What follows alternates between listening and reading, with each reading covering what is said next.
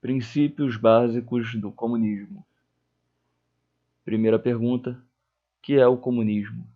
Resposta: o comunismo é a doutrina das condições de libertação do proletariado. Segunda pergunta: que é o proletariado? Resposta: o proletariado é aquela classe da sociedade que tira o seu sustento única e somente da venda do seu trabalho e não do lucro de qualquer capital. Aquela classe cujo bem e cujo sofrimento, cuja vida e cuja morte, cuja total existência dependem da procura do trabalho e, portanto, da alternância dos bons e dos maus tempos para o negócio, das flutuações de uma concorrência desenfreada. Numa palavra, proletariado ou a classe dos proletários é a classe trabalhadora do século XIX. Terceira pergunta: portanto, nem sempre houve proletários? Resposta: não. Classes pobres e trabalhadoras sempre houve, e as classes trabalhadoras eram, na maioria dos casos, pobres. Mas nem sempre houve estes pobres, estes operários vivendo nas condições que acabamos de assinalar. Portanto, nem sempre houve proletários, do mesmo modo que a concorrência nem sempre foi livre e desenfreada. Quarta pergunta: como é que apareceu o proletariado? Resposta: o proletariado apareceu com a Revolução Industrial, que se processou na Inglaterra na segunda metade do século passado e que desde então se repetiu em todos os países civilizados do mundo. Esta Revolução Industrial foi ocasionada pela invenção da máquina a vapor, das várias máquinas de fiar, do tear mecânico e de toda uma série de outros aparelhos mecânicos. Estas máquinas, que eram muito caras e, portanto, só podiam ser adquiridas pelos grandes capitalistas, transformaram todo o modo de produção anterior e suplantaram os antigos operários, na medida em que as máquinas forneciam mercadorias mais baratas e melhores do que as que os operários podiam produzir com as suas rodas de fiar e teares imperfeitos. Estas máquinas colocaram, assim, a indústria totalmente nas mãos dos grandes capitalistas e tornaram a escassa propriedade dos operários, ferramentas, teares, etc., completamente sem valor, de tal modo que em breve os capitalistas tomaram tudo nas suas mãos e os operários ficaram sem nada. Assim se instaurou na confecção de tecidos o sistema fabril. Uma vez dado o impulso para a produção de maquinaria e do sistema fabril, esse sistema também foi muito rapidamente aplicado a todos os restantes ramos da indústria, nomeadamente a estampagem de tecido e a impressão de livros, a olaria, a indústria metalúrgica. O trabalho foi cada vez mais dividido entre cada um dos operários, de tal modo que o operário que anteriormente fizera toda uma peça de trabalho, agora passou a fazer apenas uma parte dessa peça. Esta divisão do trabalho tornou possível que os produtos fossem fornecidos mais depressa e, portanto, mais baratos. Ela reduziu a atividade de cada operário a um gesto mecânico muito simples, repetido mecanicamente a cada instante, o qual podia ser feito por uma máquina, não apenas tão bem, mas ainda muito melhor.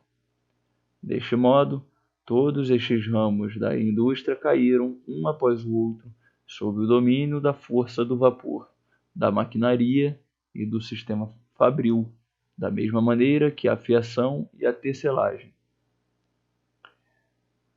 Mas por este fato, elas caíram, ao mesmo tempo, completamente nas mãos dos grandes capitalistas e aos operários foi assim retirado também o último resto de independência. Pouco a pouco, para além da própria manufatura, também o artesanato caiu cada vez mais sob o domínio do sistema fabril, uma vez que aqui também os grandes capitalistas suplantaram os pequenos mestres por meio da montagem de grandes oficinas, com as quais muitos custos eram poupados e o trabalho podia igualmente ser dividido. Chegamos assim a que, nos países civilizados, quase todos os ramos de trabalho são explorados segundo o modelo fabril e em quase todos os ramos de trabalho o artesanato e a manufatura foram suplantados pela grande indústria. Por isso, a antiga classe média, em especial os pequenos mestres artesãos, fica cada vez mais arruinada. A anterior situação dos operários fica completamente transformada e constituem-se duas novas classes, que a pouco e pouco absorvem todas as restantes, a saber, a classe dos grandes capitalistas, que em todos os países civilizados estão quase exclusivamente na posse de todos os meios de existência e das matérias-primas e dos instrumentos, máquinas, fábricas necessários para a produção dos meios de existência. Esta é a classe dos burgueses, ou a burguesia. 2. A classe dos que nada possuem, os quais, em virtude disso, estão obrigados a vender o seu trabalho aos burgueses, a fim de obter em troca os meios de existência necessários ao seu sustento. Esta classe chama-se classe dos proletários, ou proletariado. Quinta pergunta. Em que condições tem lugar esta venda do trabalho dos proletários aos burgueses? Resposta. O trabalho é uma mercadoria como qualquer outra, e daí que o seu preço seja determinado precisamente pelas mesmas leis que o de qualquer outra mercadoria. O preço de uma mercadoria, sob o domínio da grande indústria ou da livre concorrência, o que, como veremos, vem a dar ao mesmo, é, porém, em média, sempre igual aos custos de produção dessa mercadoria. O preço do trabalho é, portanto, também igual aos custos de produção do trabalho. Os custos de produção do trabalho consistem, porém, precisamente em tantos meios de existência quanto os que são necessários para manter os operários em condições de continuar a trabalhar e para não deixar de extinguir-se a classe operária. O operário não obterá, portanto, pelo seu trabalho mais do que aquilo que é necessário para esse fim.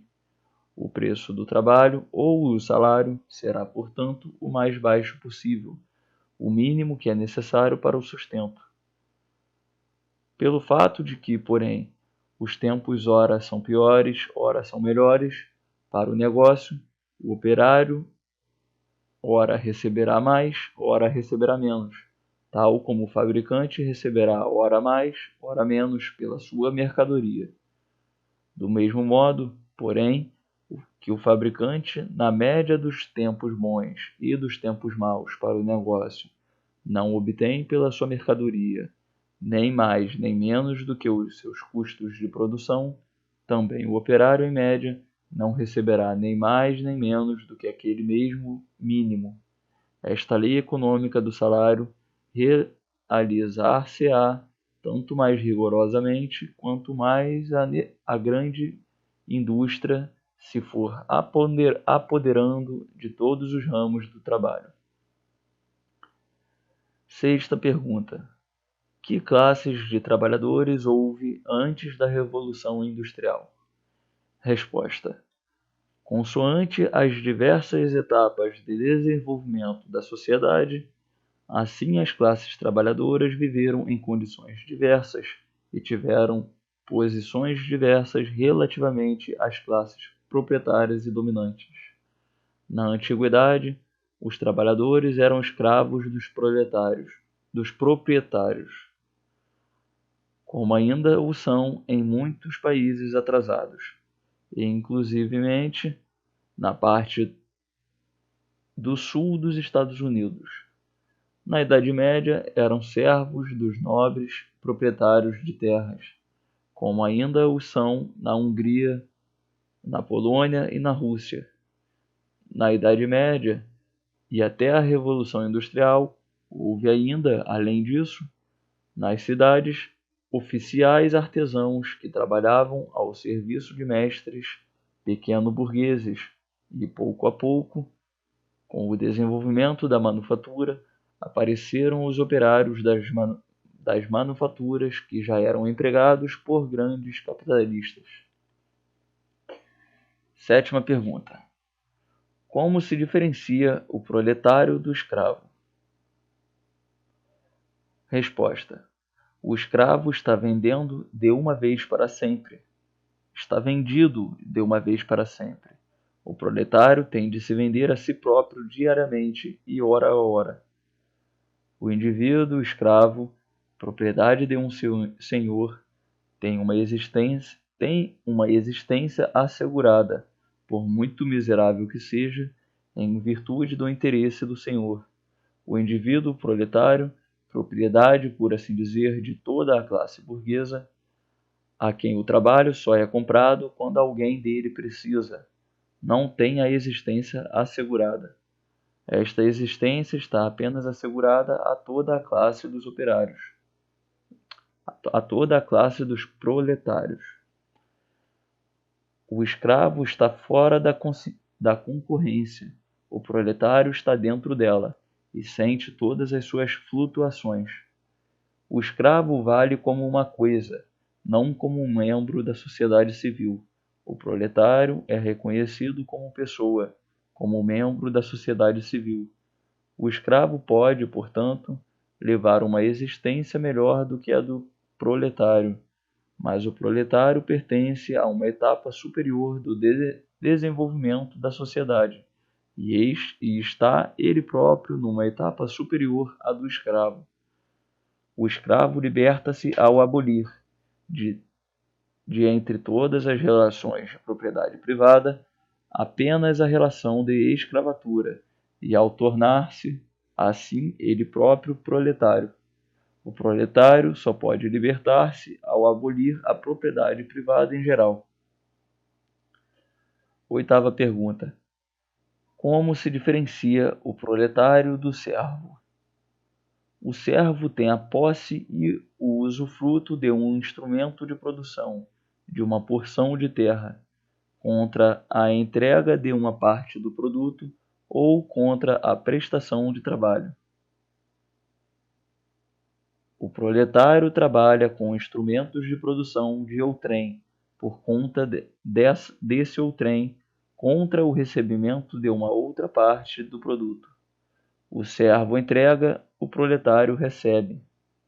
O servo tem uma existência assegurada, o proletário não a tem. O servo está fora da concorrência, o proletário está dentro dela.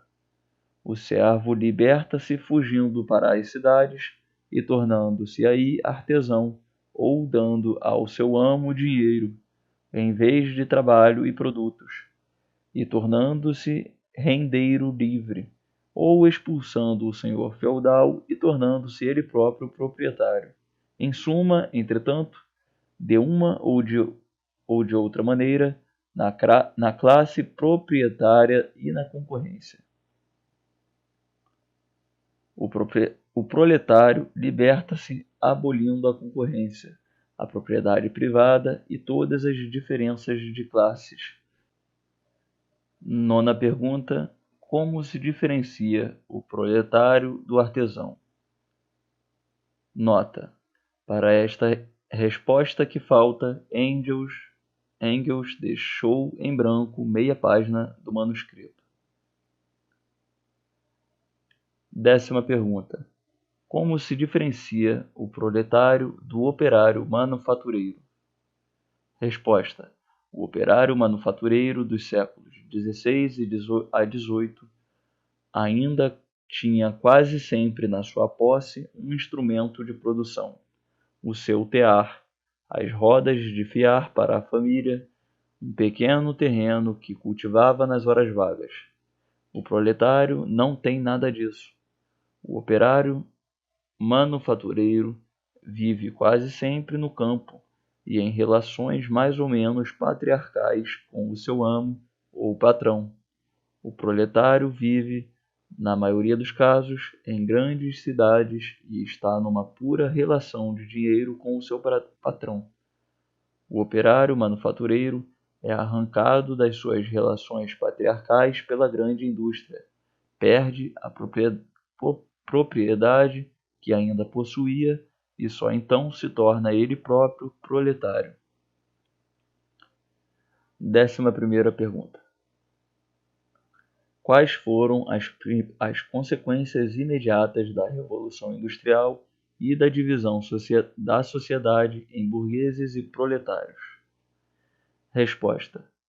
Em primeiro lugar, em todos os países do mundo, o velho sistema da manufatura ou da indústria assente no trabalho manual foi completamente destruído pelo fato de os preços dos artigos industriais se tornarem cada vez mais baratos em consequência do trabalho das máquinas. Todos os países semi-bárbaros, os quais até então tinham permanecido mais ou menos alheios ao desenvolvimento histórico e cuja indústria até então assentara na manufatura, foram, desta forma, violentamente arrancados ao seu isolamento. Compraram as mercadorias mais baratas dos ingleses e deixaram arruinar os seus próprios operários manufatureiros. Assim, os países que há milênios não faziam qualquer progresso, como por exemplo a Índia, foram revolucionados de uma ponta a outra, e a própria China caminha agora para uma revolução. As coisas chegaram a tal ponto que uma nova máquina hoje inventada na Inglaterra deixa sem pão, no espaço de um ano, milhões de operários na China. Deste modo, a grande indústria colocou em relação uns com os outros todos os povos da terra, juntou todos os pequenos mercados locais no mercado mundial, preparou por toda parte o terreno para a civilização e o progresso, de modo que tudo aquilo que acontece nos países civilizados tem de repercutir-se em todos os outros países, de tal modo que se agora na Inglaterra ou na França os operários se libertarem, isso terá de arrastar consigo revoluções em todos os países, as quais mais cedo ou mais tarde conduzirão igualmente à libertação dos operários locais. Em segundo lugar, em toda parte em que a grande indústria substituiu a manufatura, a burguesia desenvolveu, no mais alto grau, a sua riqueza e o seu poder, e tornou-se a primeira classe do país.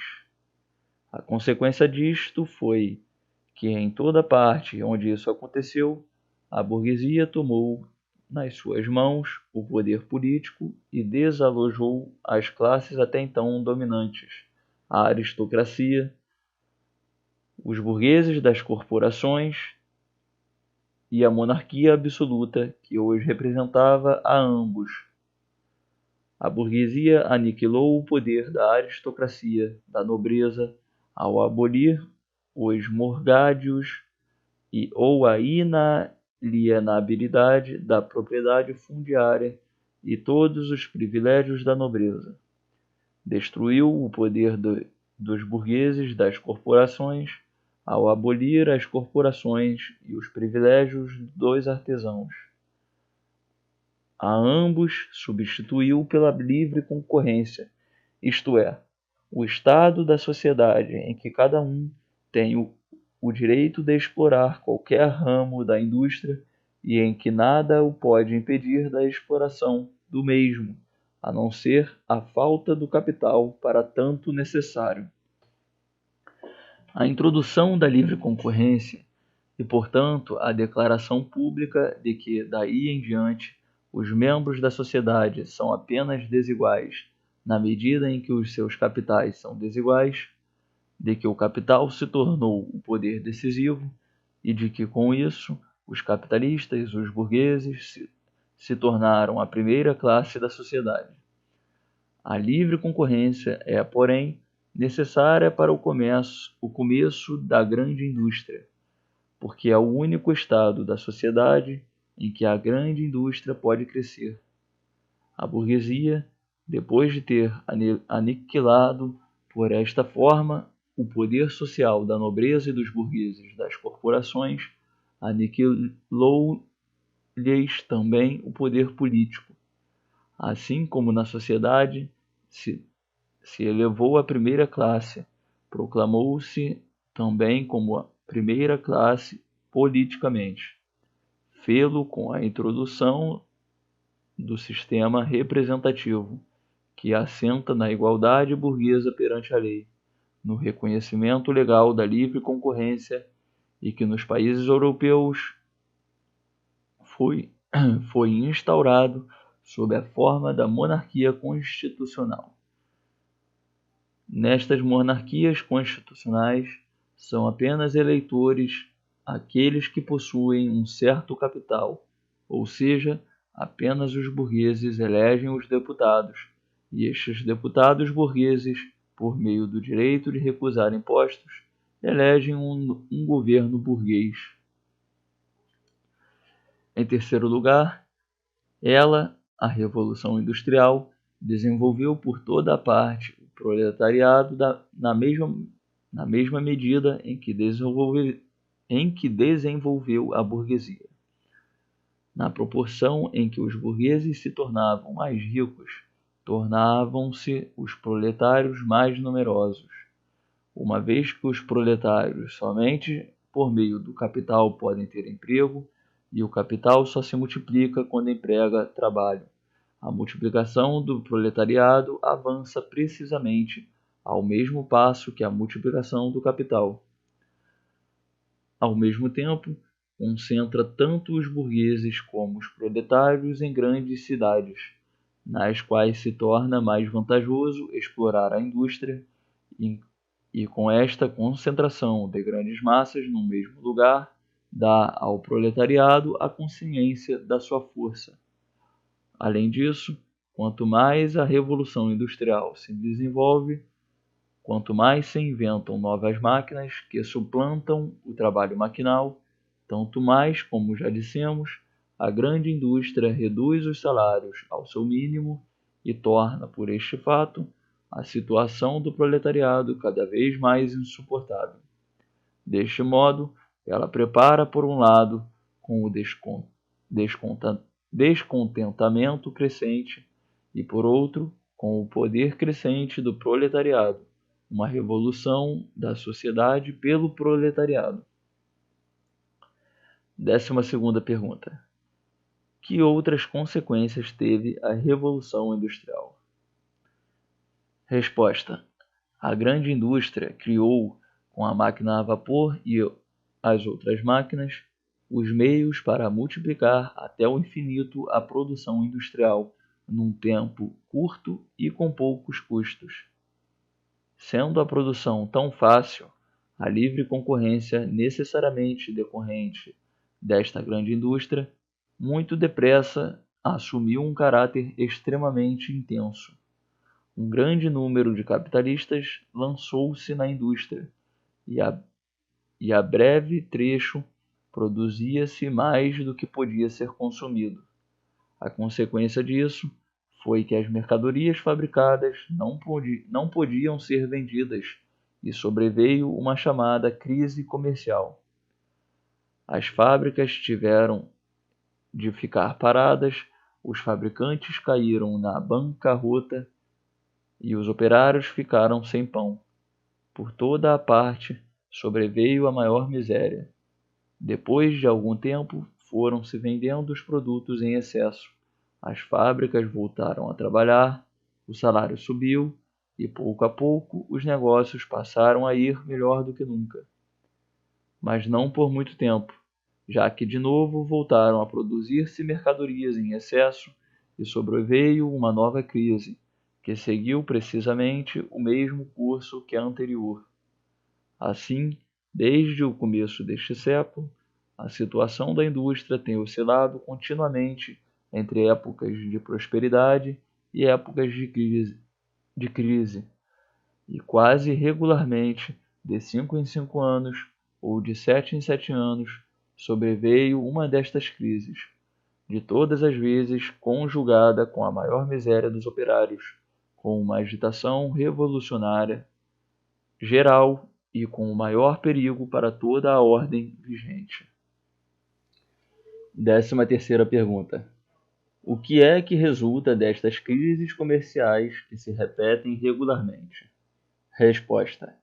Em primeiro lugar, que a grande indústria, apesar de na sua primeira época de desenvolvimento ter ela própria dado origem à livre concorrência, está agora, contudo, a abandonar a livre concorrência, que a concorrência e, em geral, a exploração da produção industrial por singulares se tomou para ela um grilhão que tem de quebrar e quebrará, que a grande indústria, enquanto for empreendida na base atual, somente se pode manter por meio de uma perturbação geral repetida de 7 em 7 anos, a qual ameaça de cada vez toda a civilização, e não só faz cair os proletários na miséria, como também arruína um grande número de burgueses, que, portanto, ou a própria indústria tem de ser completamente abandonada, o que é uma absoluta impossibilidade, ou então ela torna absolutamente necessária uma organização totalmente nova da sociedade, na qual já não são os fabricantes individuais em concorrência entre si, mas toda a sociedade, de acordo com um plano estabelecido e segundo as necessidades de todos, quem dirige a produção industrial. Em segundo lugar, que a grande indústria e a expansão da produção até o infinito por ela tornada possível, tornam possível um estado da sociedade em que é produzido tanto de tudo o que é necessário à vida, que cada membro da sociedade ficará, por esse fato, em condições de desenvolver e de pôr em prática todas as suas forças e aptidões em completa liberdade. De tal modo que precisamente aquela qualidade da grande indústria que dá origem à sociedade de hoje, a toda a miséria e todas as crises comerciais, é a mesma que, numa outra organização social, acabará com essa miséria e com essas oscilações que causam tanta infelicidade. De tal modo que fica provado da maneira mais clara: 1. Que de agora em diante todos esses males são de imputar à ordem social que já não se adequa às condições existentes, e 2. Que já existem os meios para eliminar completamente estes males por meio de uma nova ordem social. 14ª pergunta. De que tipo terá de ser esta nova ordem social? Resposta. Antes do mais, ela tirará a exploração da indústria e de todos os ramos da produção em geral das mãos de cada um dos indivíduos singulares em concorrência uns com os outros e, em vez disso, terá de fazer explorar todos esses ramos da produção por toda a sociedade, isto é, por conta da comunidade, segundo um plano da comunidade e com a participação de todos os membros da sociedade. Abolirá, portanto, a concorrência e estabelecerá em lugar dela a associação. Uma vez que a exploração da indústria por singulares tinha como consequência necessária a propriedade privada e que a concorrência não é mais do que o modo da exploração da indústria pelos proprietários privados individuais, a propriedade privada não pode ser separada da exploração individual da indústria nem da concorrência. A propriedade privada terá, portanto, igualmente de ser abolida, e em seu lugar estabelecer-se-á a utilização comum de todos os instrumentos de produção e a repartição de todos os produtos segundo acordo comum, ou a chamada comunidade dos bens.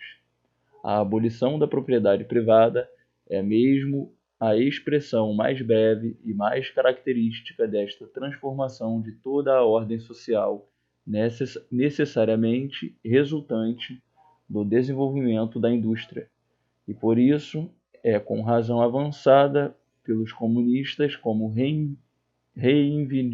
reivindicação principal. 15ª pergunta. Então, a abolição da propriedade privada não era possível anteriormente? Resposta: não. Todas as transformações da ordem social, todas as revoluções nas relações de propriedade têm sido consequência necessária da criação de novas forças produtivas que já não se iam adequar às antigas relações de propriedade. Foi assim que a própria propriedade privada surgiu, porque a propriedade privada nem sempre existiu. Quando, nos finais da Idade Média, foi criado na manufatura um novo tipo de produção que não se deixava subordinar à propriedade feudal e corporativa da altura, é que esta manufatura, que já não cabia dentro das antigas relações de propriedade, deu então origem a uma nova forma de propriedade. Para a manufatura e para a primeira etapa do desenvolvimento da grande indústria, não era possível, porém, qualquer outra forma de propriedade a não ser a propriedade privada. Enquanto não puder ser produzido tanto que seja não só suficiente para todos, mas que também fique um excedente de produtos para aumento do capital social e para a formação de mais forças produtivas, terá sempre de haver uma classe dominante dispondo das forças produtivas da sociedade e uma classe pobre e oprimida. A maneira como estas classes serão constituídas dependerá da etapa de desenvolvimento da produção.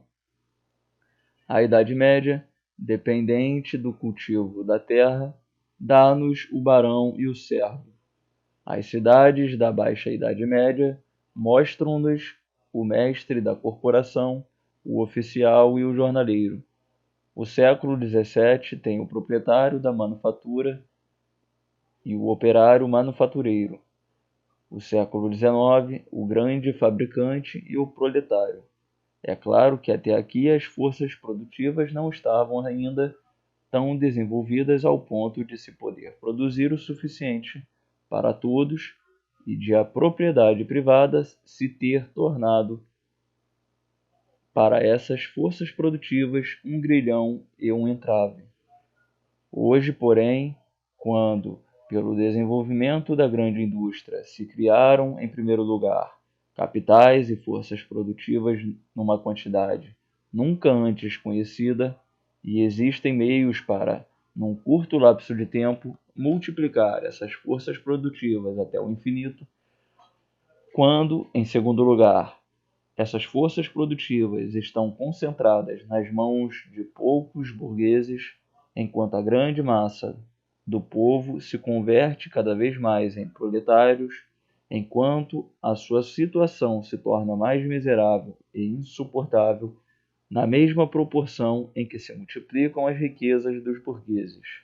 Quando, em terceiro lugar, estas forças produtivas, poderosas e que se multiplicam facilmente, ultrapassaram de tal maneira a propriedade privada e os burgueses que provocam a cada momento as mais violentas perturbações na ordem social, agora a abolição da propriedade privada não se tornou apenas possível, tornou-se inteiramente necessária. 16ª pergunta.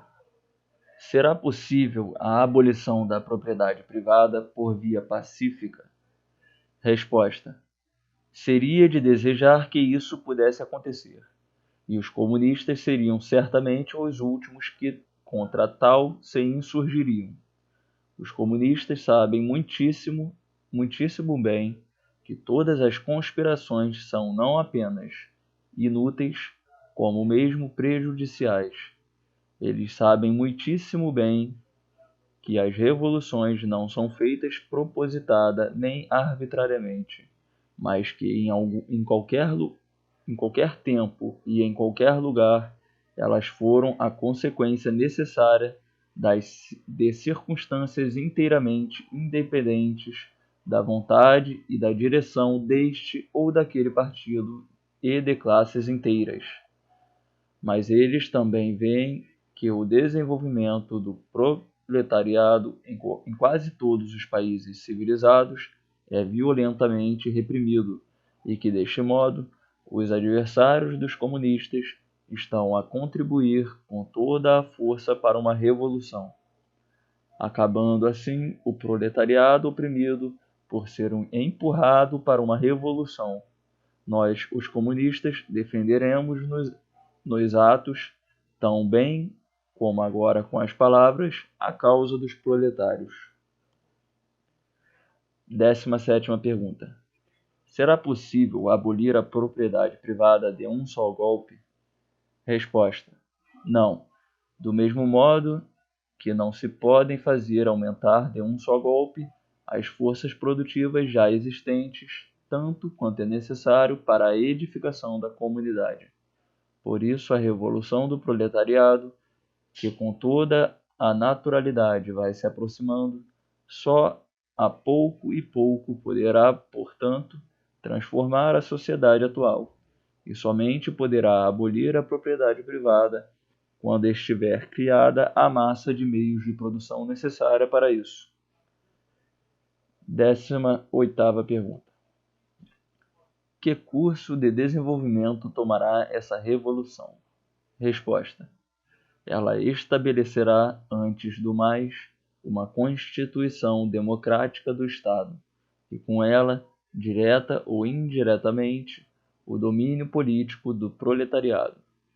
Diretamente, em Inglaterra, onde os proletários constituem já a maioria do povo, indiretamente, em França e na Alemanha, onde a maioria do povo não consiste apenas em proletários, mas também em pequenos camponeses e pequenos burgueses, os quais começam a estar envolvidos no processo de passagem ao proletariado, se tornam cada vez mais dependentes deste em todos os seus interesses políticos e, portanto, têm de se acomodar em breve às reivindicações do proletariado. Isto custará talvez uma segunda luta, a qual, porém, só pode terminar com a vitória do proletariado. A democracia seria totalmente inútil para o proletariado se ela não fosse utilizada imediatamente como meio para a obtenção de outras medidas que ataquem diretamente a propriedade privada e assegurem a existência do proletariado. As medidas principais, tal como decorrem já agora, como consequência necessária das condições existentes, são as seguintes. Primeira medida: restrição da propriedade privada por meio de impostos progressivos, altos impostos sobre heranças, a abolição da herança por parte das linhas colaterais, irmãos, sobrinhos, etc., empréstimos forçados, etc. Segunda medida: expropriação gradual dos latifundiários, fabricantes, proprietários de caminhos de ferro e armadores de navios, em parte pela concorrência da indústria estatizada, em parte diretamente contra indenização em papéis do Estado. Terceira medida, confiscação dos bens de todos os imigrantes e rebeldes contra a maioria do povo. Quarta medida, organização do trabalho ou ocupação dos proletários em herdades nacionais, fábricas e oficinas, pela qual se elimina a concorrência dos operários entre si, e os fabricantes são obrigados, enquanto ainda subsistirem, a pagar o mesmo salário elevado que o Estado. Quinta medida, igual obrigação de trabalho para todos os membros da sociedade, até a completa abolição da propriedade privada, formação de exércitos industriais, sobretudo para a agricultura.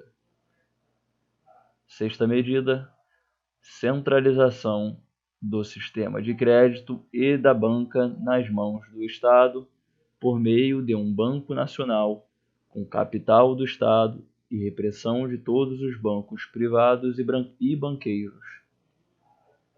Sétima medida, multiplicação do número de fábricas, oficinas, caminhos de ferro e navios nacionais, cultivo de todas as terras e melhoramento das já cultivadas, na mesma proporção em que se multiplicarem os capitais e os operários que se encontram à disposição da nação. Oitava medida, educação de todas as crianças, a partir do momento em que podem passar sem os cuidados maternos em estabelecimentos nacionais e a expensas do Estado. Combinar a educação e o trabalho fabril. Nona medida,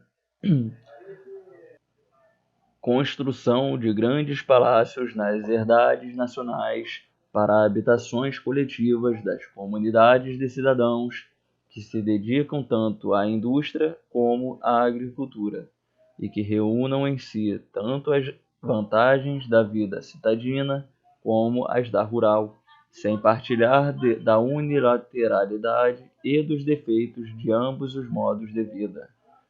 Décima medida, destruição de todas as habitações e bairros insalubres e mal construídos. 11ª medida, igualdade de direito de herança para os filhos ilegítimos e legítimos. 12ª medida, a concentração de todo o sistema de transportes na mão da nação. Naturalmente, nem todas estas medidas podem ser empreendidas de uma vez só. Porém, uma arrasta sempre atrás de si a outra. Uma vez realizado o primeiro ataque radical contra a propriedade privada, o proletariado ver-se-á obrigado a seguir sempre para adiante, a concentrar cada vez mais nas mãos do Estado todo o capital, toda a agricultura, toda a indústria, todo o transporte, toda a troca. É para aí que todas estas medidas apontam, e elas tornar-se-ão aplicáveis e desenvolverão as suas consequências centralizadoras na precisa medida em que as forças produtivas do país sejam multiplicadas pelo trabalho do proletariado. Finalmente, quando todo o capital, toda a produção e toda a troca estiverem concentrados nas mãos da nação, a propriedade privada desaparecerá por si própria, o dinheiro tornar-se-á supérfluo e a produção aumentará tanto e os homens transformar-se-ão tanto que poderão igualmente tombar as últimas formas de intercâmbio da antiga sociedade. 19ª pergunta. Poderá esta revolução realizar-se apenas num único país?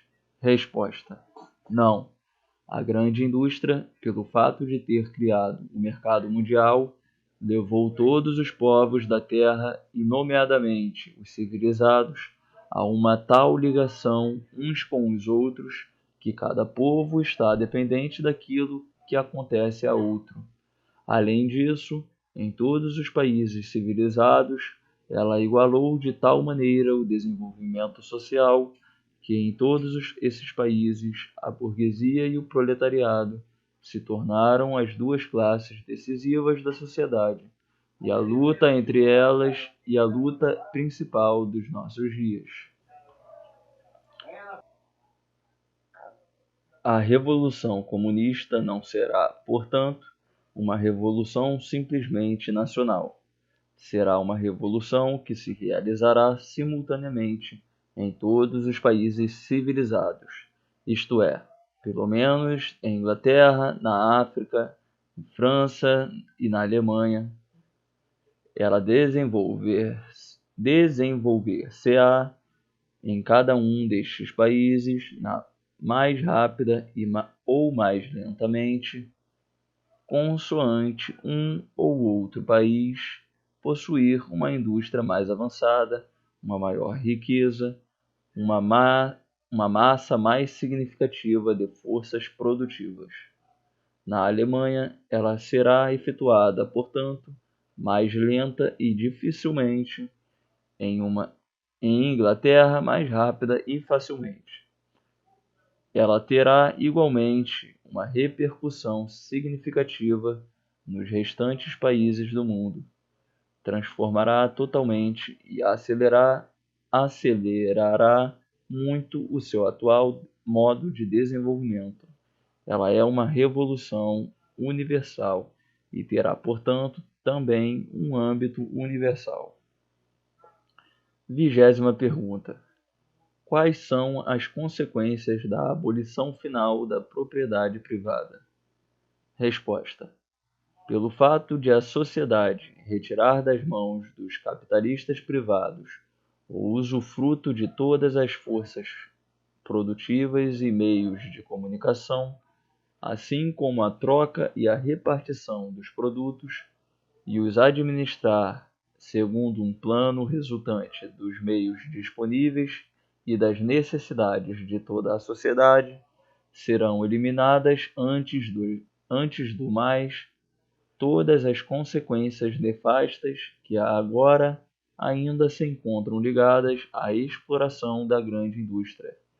As crises desaparecerão, a produção alargada, que para a ordem atual da sociedade é uma sobreprodução e uma causa tão poderosa da miséria, já não será então suficiente e terá de ser alargada ainda muito mais. Em vez de ocasionar a miséria, a sobreprodução assegurará, para além das necessidades imediatas da sociedade, a satisfação das necessidades de todos e criará novas necessidades e, ao mesmo tempo, os meios para as satisfazer. Ela será condição e motivo de novos progressos, e realizará estes progressos sem que, por este fato, como sempre até aqui, a ordem social seja perturbada. A grande indústria, liberta da pressão da propriedade privada, desenvolver-se-á numa tal extensão que, comparada com ela, o seu atual desenvolvimento parecerá tão pequeno como a manufatura comparada com a grande indústria dos nossos dias. Este desenvolvimento da indústria colocará à disposição da sociedade uma massa suficiente de produtos para com eles satisfazer as necessidades de todos. Do mesmo modo, a agricultura, que também em virtude da pressão da propriedade privada e do parcelamento tem sido impedida de apropriar os aperfeiçoamentos e os desenvolvimentos científicos já realizados, conhecerá um ascenso totalmente novo e colocará à disposição da sociedade uma quantidade plenamente suficiente de produtos. Desta maneira, a sociedade produzirá produtos bastantes para poder organizar de tal modo a repartição que as necessidades de todos os membros sejam satisfeitas. A separação da sociedade em diversas classes opostas umas às outras, tornar-se-á assim supérflua. Ela não se tornará, porém, apenas supérflua. Será mesmo incompatível com a nova ordem social. A existência de classes proveio da divisão do trabalho, e a divisão do trabalho, no seu modo atual, desaparecerá totalmente. É que para trazer a produção industrial e agrícola até ao nível descrito, não bastam apenas os meios auxiliares mecânicos e químicos. As capacidades dos homens que põem em movimento esses meios auxiliares têm igualmente de ser desenvolvidas em medida correspondente. Assim como os camponeses e os operários manufatureiros do século passado transformaram todo o seu modo de vida e se tornaram eles próprios homens completamente diferentes quando foram incorporados na grande indústria, do mesmo modo também a exploração comum da produção por toda a sociedade e o novo desenvolvimento da produção dela decorrente necessitarão e também criarão homens completamente diferentes. A exploração comum da produção não pode ser levada a cabo por homens como os de hoje, que estão subordinados, acorrentados a um único ramo da produção, que são por ele explorados, homens que desenvolveram apenas uma das suas aptidões em detrimento de todas as outras, que conhecem apenas um ramo ou apenas um ramo de um ramo da produção total. Já a indústria atual precisa cada vez menos destes homens. A indústria explorada em comum e em conformidade com um plano por toda a sociedade pressupõe inteiramente homens cujas aptidões estejam integralmente desenvolvidas e que estejam em condições de abarcar todo o sistema da produção. A divisão do trabalho, minada até hoje pelas máquinas, que faz de um camponês, do outro sapateiro, do terceiro operário fabril, do quarto especulador de bolsa, desaparecerá, portanto, totalmente. A educação permitirá aos jovens passar rapidamente por todo o sistema de produção, colocá-los-á em condições de passar sucessivamente de um ramo de produção para outro, conforme o proporcionem as necessidades da sociedade ou as próprias inclinações.